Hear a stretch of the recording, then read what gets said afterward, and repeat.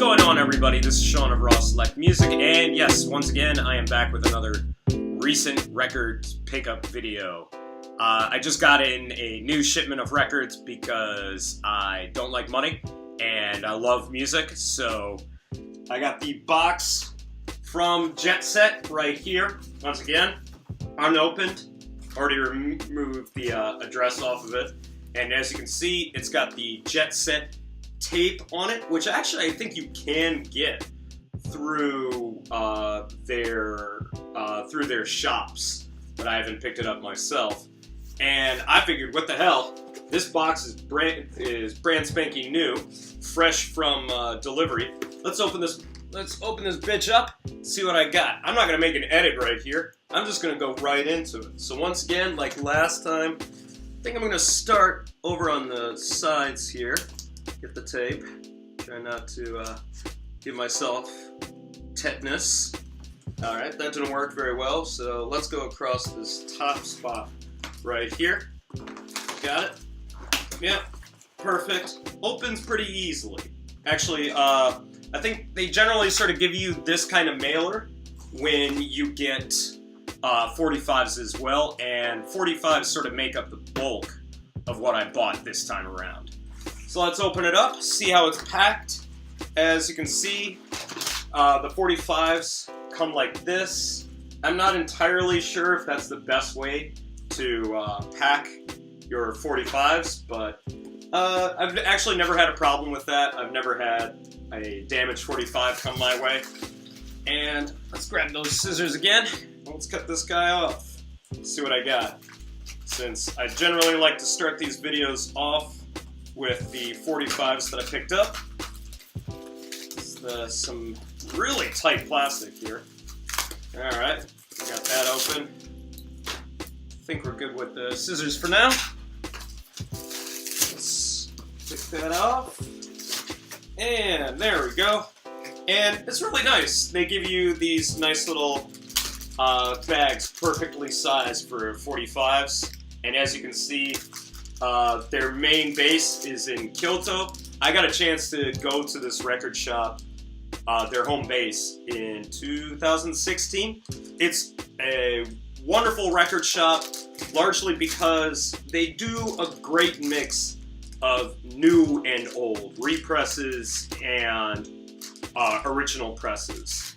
It's just one of those record stores that does everything, and surprisingly, they do it really, really well. So if you're ever in Kyoto for whatever reason and you're looking for a record store to go to, Jet Set, definitely the way to go. So let's open this bag up. As for anything in Japan, it's got tape everywhere. And as you can see, I picked up 1, 2, 3, 4 45s. I actually didn't remember because it had been a while since I made the order originally. I did it sort of on a whim. I saw that one record was in stock, which I'll get into a little bit later, and I just figured, well, if I'm ordering that, since if you order over 10,000 yen worth of records, you get shipping for free. And I figured, well, if I'm going to buy one record, I might as well knock a few more records off my list. One of the records on that list was this guy right here, Hotline Kumbaya by Quantic, y los mitocos. See, this is the problem. I've lived in Japan for almost 12 years, so every time that I try to speak Spanish, it always ends up mixing in with my Japanese pronunciation, which is really fucking annoying. But anyways, this is Hotline Kumbaya by Quantic. And it's a cumbia, there we go, cover of Hotline Bling. And I am a sucker for covers, especially oddball, cheeky covers. And this was exactly what I was looking for. And when I saw that Quantic was going to be putting it out, I knew I had to grab this guy. So this is a welcome addition to my record collection, as well as the new Children of Zeus 45 that they put out, Slow Down and All Night. It's nothing groundbreaking for them. But if you're unfamiliar with Children of Zeus's sound, they do sort of a mix of neo-soul mixed with 90s R&B and UK hip-hop. And I generally tend to avoid UK hip-hop. It's just not that appealing to me, either in the beats, the rhymes, the subject matter. It's not really my thing. But I really like what these guys are doing, and hopefully the 45s that I've been picking up from these guys will, eventually add up to an exceptional album.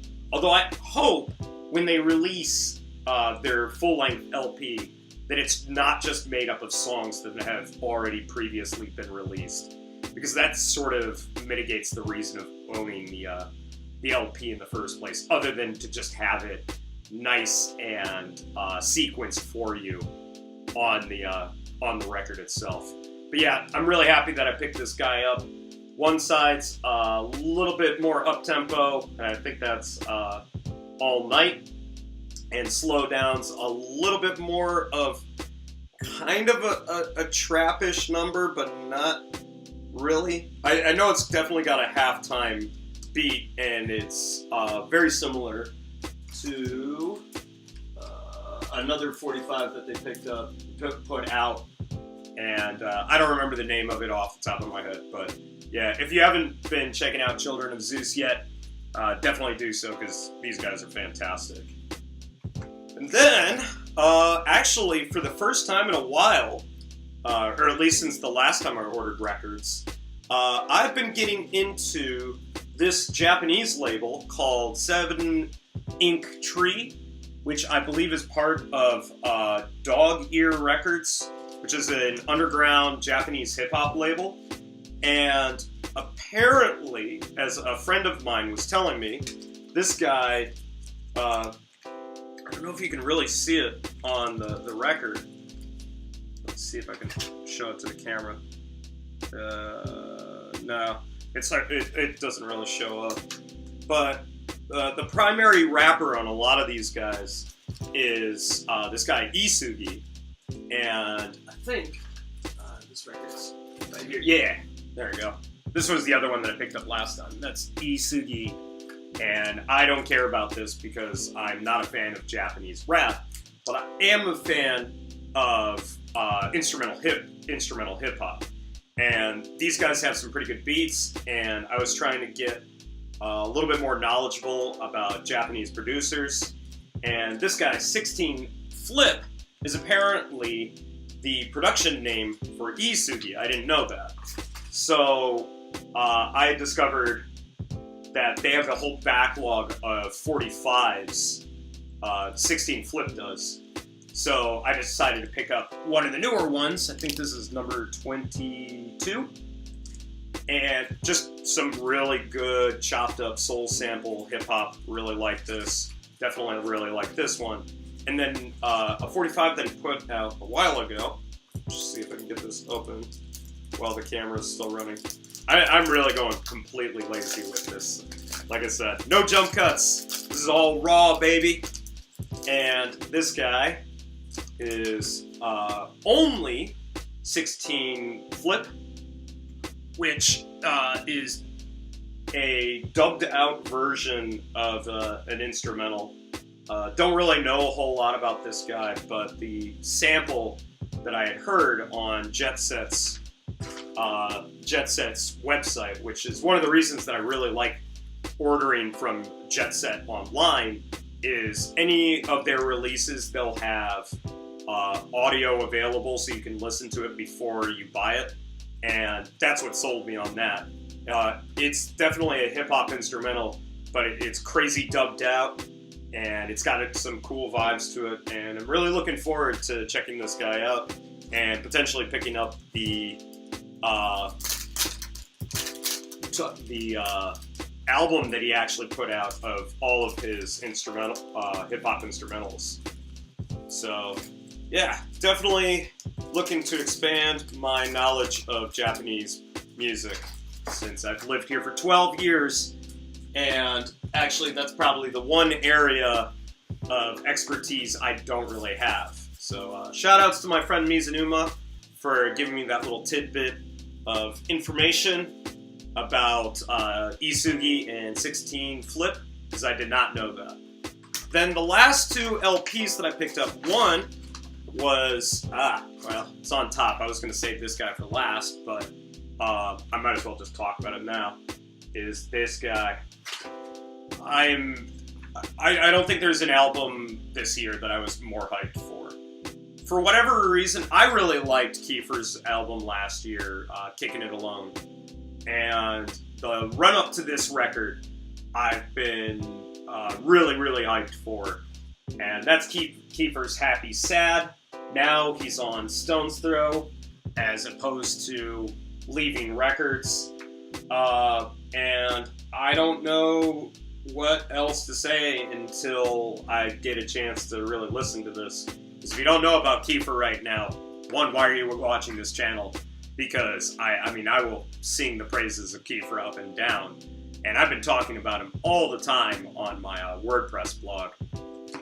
But long and short of it is, he makes keyboard-centric instrumental hip-hop with a strong emphasis on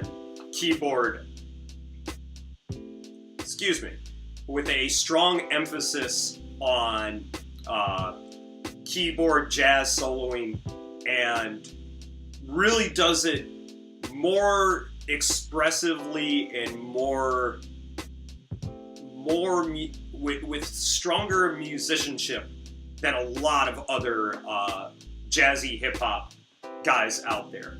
And the stuff that I had heard up and coming from this album just sounded 10 times better than last year's album. I really like last year's album, but this is album of the year material in my book, and I can't wait to sink my teeth into this. Then the last record from my Jet Set order is this guy right here, and I'm not going to even try to pronounce that.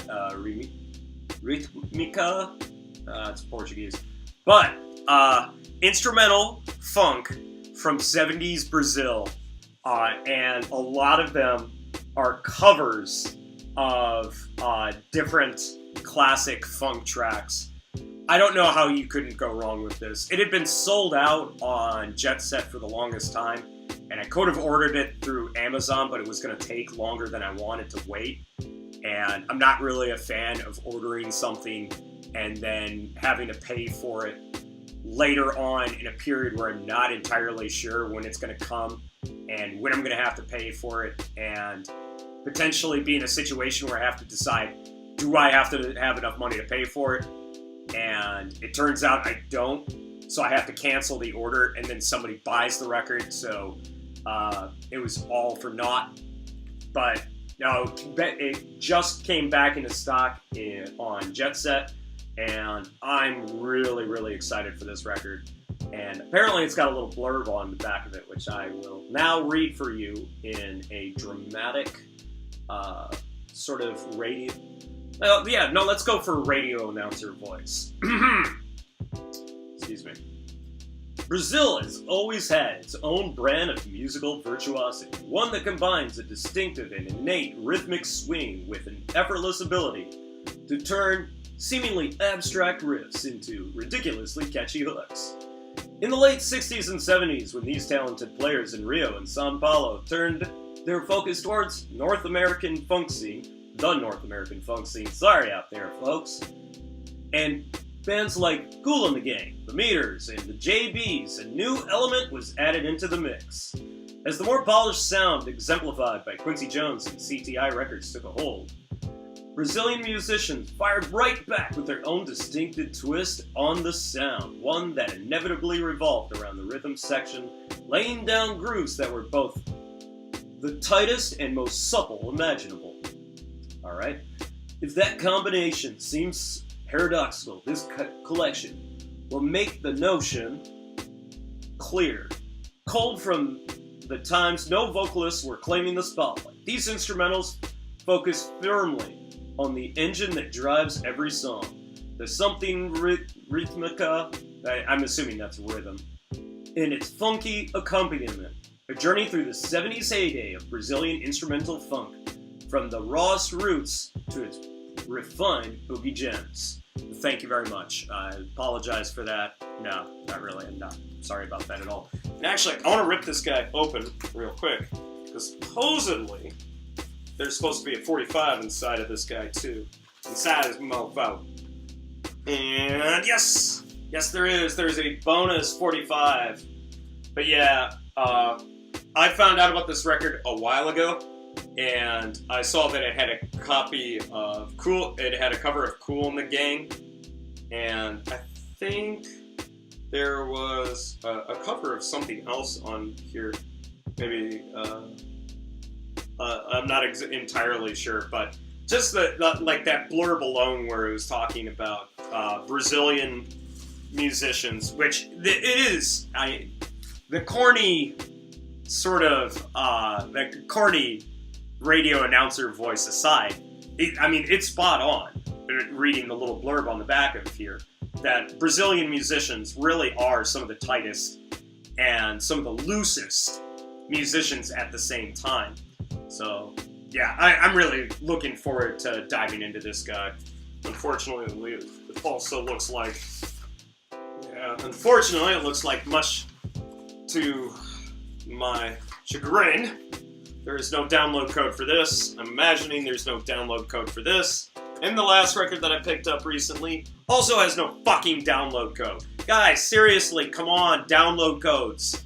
I don't mind sitting and recording my records, but it really would be nice to be able to listen to some of these records right out of the box. Anyways, the last record that I picked up sort of comes from this guy that I picked up earlier this year.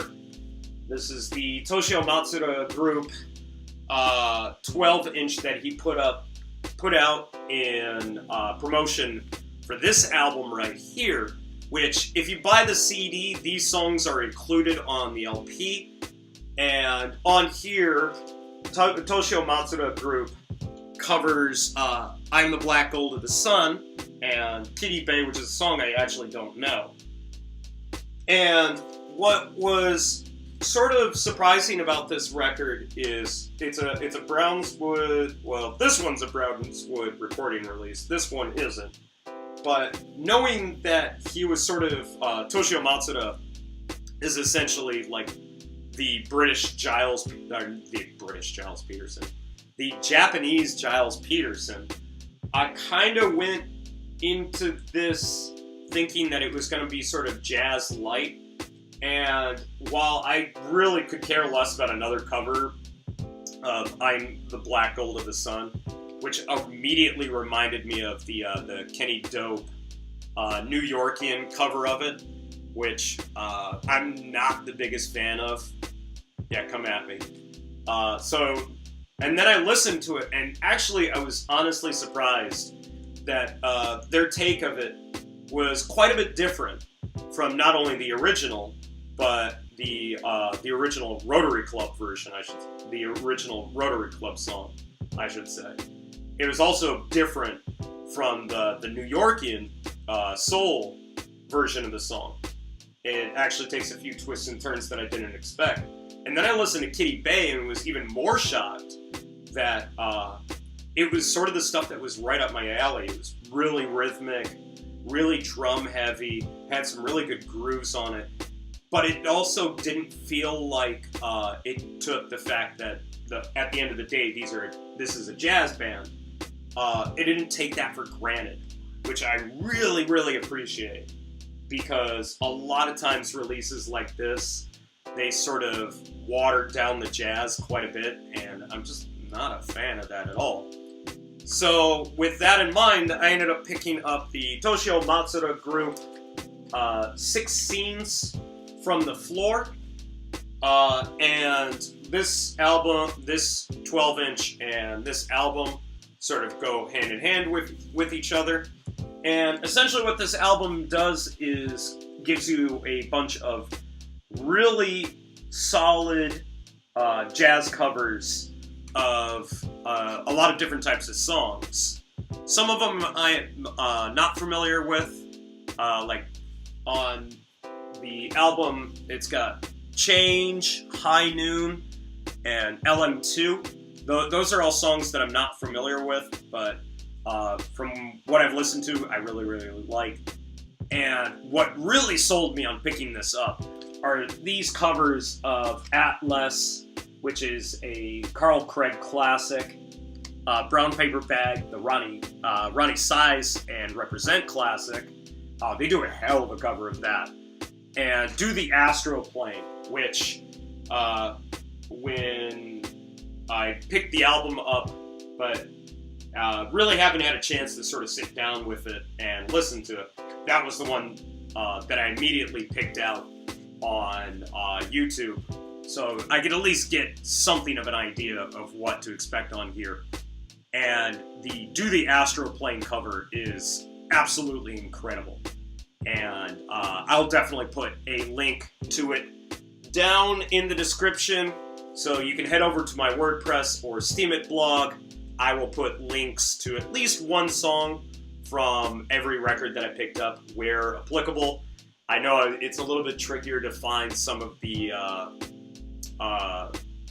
Japanese records, but I will see if I can find them. As always, head over there. That's where the music links are. You can check it out check out any of the records that I talk about for yourself, and let me know if you've checked any of these records out. Definitely let me know if you've checked out that new Kiefer. Should I be as excited as I am for it? Because as of right now, it's gunning for my #1 slot. The stuff that I've heard of it has been absolutely incredible. And that's going to be it for me today. Hopefully I will get to a review next week. Might be a little bit tricky.